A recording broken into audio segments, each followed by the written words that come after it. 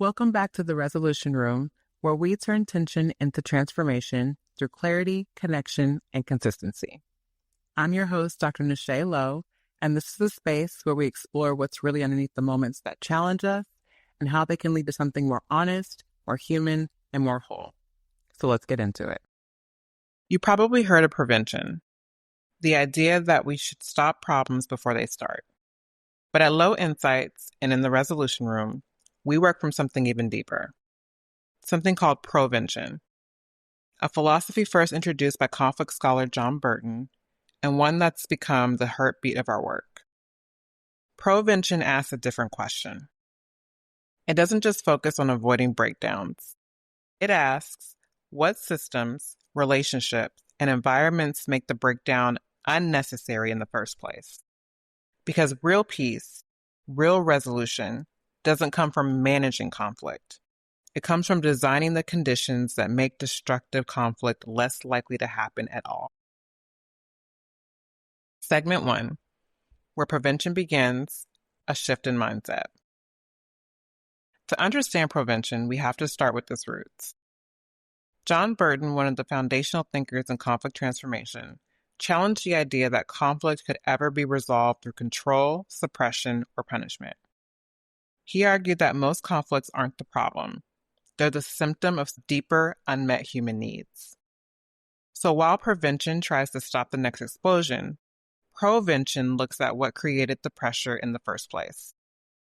It's about systems thinking, recognizing that behavior doesn't occur in isolation. When people feel unseen, unheard, or unsafe, conflict is inevitable. When systems create inequity, misunderstanding, or fear, friction is guaranteed. Provention says, don't just stop the fire. Ask why the conditions for ignition existed in the first place. It's the only way to truly move from reaction to design. Segment 2. Why prevention is the Lowe Insights approach. When I built Lowe Insights, I knew I didn't want to replicate traditional consulting models that treat conflict like a PR crisis, a mess to clean up and move on from. Our work is about building capacity, not dependence. We don't step into organizations to quote-unquote fix teams. We partner with them to reimagine how they communicate, make decisions, and build trust before dysfunction sets in. That's what makes prevention so powerful. It turns conflict work into culture work. It asks not, how do we avoid this tension? But how do we build environments where tension leads to transformation instead of breakdown? In practical terms, this means designing processes that support open dialogue before issues escalate, building accountability systems that don't rely on fear, but on shared ownership, and training leaders to see conflict as feedback, not failure. That's prevention in action, and it's the philosophy that allows our clients to grow with integrity, not just efficiency. Segment 3, prevention as a leadership practice. Let's bring this out of the theoretical and into everyday leadership. Think about the last time you faced a recurring issue in your team, your home, or your organization.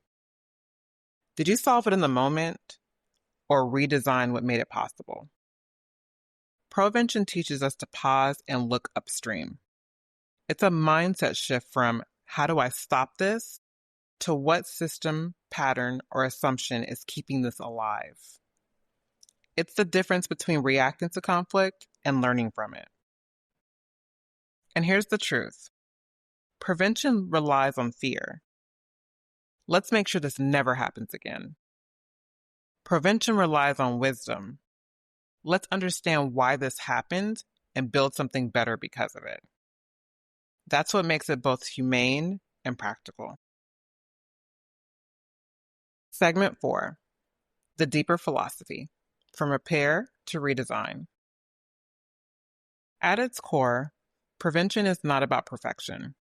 It's about designing for human need.